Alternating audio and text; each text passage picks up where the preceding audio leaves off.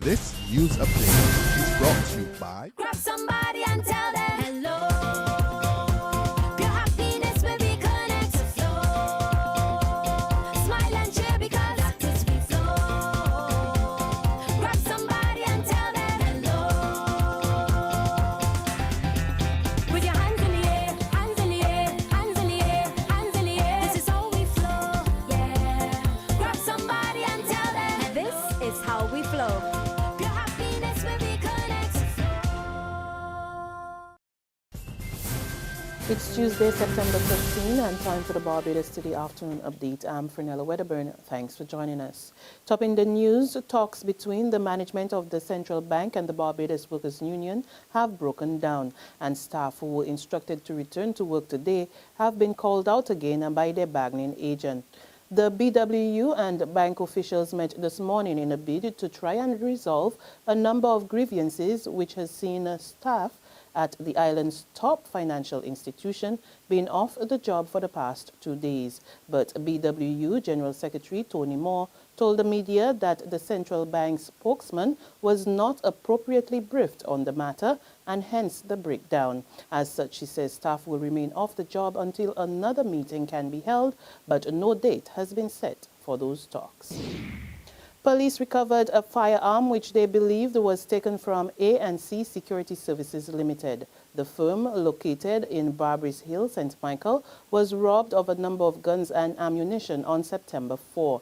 Acting Assistant Superintendent of Police David Welch tells Barbados Today a quantity of ammunition was also recovered and that a number of persons are currently assisting lawmen with their investigations. Meantime, the Royal Barbados Police Force is assuring residents that it remains on top of the crime situation in the country. The promise as the force beefs up patrols in a number of areas, including Denton Road in Grosset, St. Michael. Officers were in the area yesterday for a walkthrough, just 1 week after 3 masked gunmen sprayed several houses with bullets from high-powered guns. Station Sergeant O'Neill Small says the tour's aim was to feel the pulse of the community and to partner with residents in a bid to improve safety. Security issues and generally speaking to know about any matters of crime occurring in the area and to assist in bringing them to a resolve, whether they themselves see the issues early and address it or ask us to make an intervention into the matter. But the bottom line is to see if we can, partner with these people and get something going to help address some of the issues that might be occurring. At the end of the walkthrough, he revealed that residents were on board with the initiative. Most of the persons, I think almost 100% of the persons that we spoke to are expressing interest in the neighborhood watch idea. Because of this interest, we believe that we should call a meeting pretty soon, and I'm hopeful that by weekend we can have such a meeting generated. So at the school? We're hoping to utilize, once we can get a facility, and we are right now looking at the community center for the meeting. So all that's what we would need to get in place first before we can think, but I believe tomorrow we'll be able to do enough legwork to determine if by Saturday we can have this meeting coming off. The Kiwanis clubs of Barbados are enjoying a higher ranking within the international organization. In presenting the awards, Distinguished Lieutenant General for the Eastern Caribbean, Dr. Dolores Lewis, said it was the first for Barbados to have all of its Kiwanis clubs being accorded the distinguished status in 1 year. She said all 5 participated in the Lieutenant Governor's project on raising awareness of child abuse in Barbados. In sports, West Indies Test captain Jason Holder believes that next month's series against Sri Lanka will be good for his team. Speaking at his first official press conference yesterday, Holder revealed that one of his top priorities at this time is to ensure that the standard of the team is improved. Sri Lanka's just lost their 2 star heads in Mahela Jayawardene and Kumar Sangakkara. So they're basically in a rebuilding phase where they're trying to look for young players to come in and fill those boots. We're similar in a situation where we've just lost players like Shiv. Chris is out with injury. And we have a pretty young side at this present time, so it should be a really good series. One I think should really give us a gauge of where we're at and also where we need to be at the end of it. So I'm really looking forward to it. I'm sure the other guys are looking forward to it as well, and I expect a very, very good encounter with us coming out on top at the end of it. He's also hoping that the upcoming series will be one of growth for the team.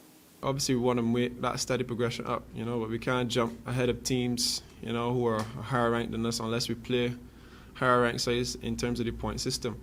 If you look at our upcoming schedule, we have Sri Lanka, who's ahead of us. We've got India in the new year. We've got Australia and India. These are all teams who are ranked higher than us.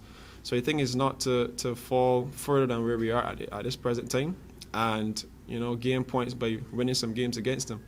You can jump a hell of a lot further up the channel if you beat these teams which are ranked higher than you. So that's always our aim, to win cricket games.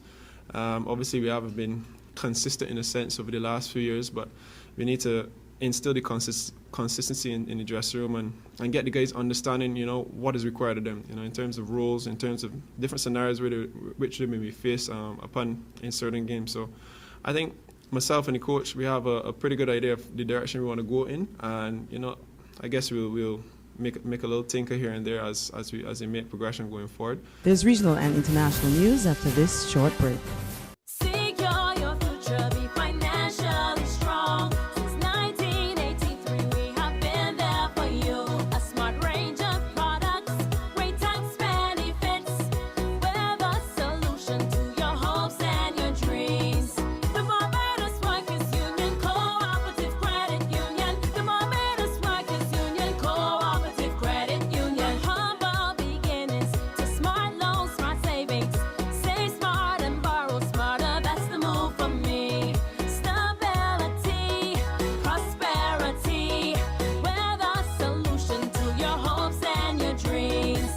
The Barbados Workers Union Cooperative Credit Union. The Barbados Workers Union Cooperative Credit Union. To news from our Caribbean neighbors, we go to Dominica, where for the second time in as many weeks, the country is being drenched by heavy rains. The island is under a flood watch, and Prime Minister Roosevelt Skerrit has ordered all schools closed and public officers to stay home. The private sector is also advised to issue the same directive to its workers. In an interview on Kyrie FM, Prime Minister Skerrit revealed that based on conditions, the rain will continue throughout the day and cautioned the residents to be on alert, saying that he does not want a situation where people are trapped anywhere in the country. A westward moving tropical wave is currently affecting the already drenched country, which is trying to get back on its feet following the devastation caused by Tropical Storm Erika. On the international front, officials in Utah are reporting that 8 people died and several others are missing after a flash flood washed away vehicles at the Utah-Arizona border. More in this CNN report. This is the front yard. Dramatic video this morning showing a massive and deadly flash flood ripping through a small town on the Arizona-Utah border.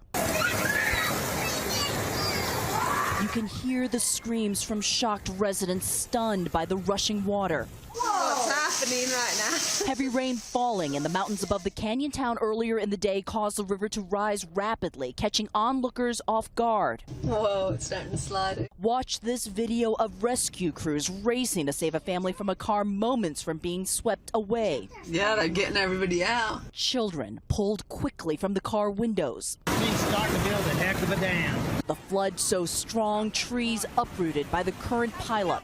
That's pretty powerful. And finally, Malcolm Turnbull has been sworn in as Australia's new Prime Minister.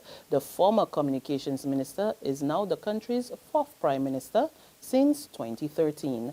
And that's news and sports, but be sure to join us for another update this evening. Until then, log on to www.barbadoscity.bb, subscribe to our e-paper, our email updates, and like us on Facebook.